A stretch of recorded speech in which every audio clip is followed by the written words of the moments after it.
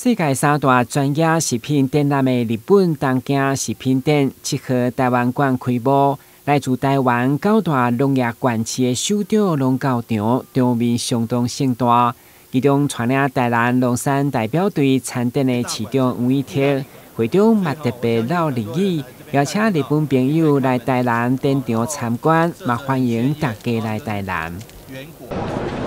私は台南市長小出です。台南のグルメ町、台南市の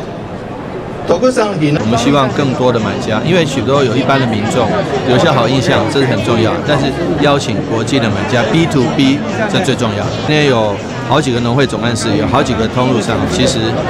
他尤其像今年的台湾兰展，他们日本人看到台湾兰花，我说非常非常的漂亮，而且我们认为我们台湾兰花非常有竞争力，所以我想说，兰花、美食、水果、水产，通通都是我们主推的目标。面对这么难得的行销机会，市长黄义铁强调，这摆参展是团体作战，组织来自台南早经农会甲食品业者，除了往来酸亚等冷冻青果以外，嘛有文旦、毛豆、乌鱼子甲沙白鱼等产品，并且布置相当难得的糯米喷火兰花。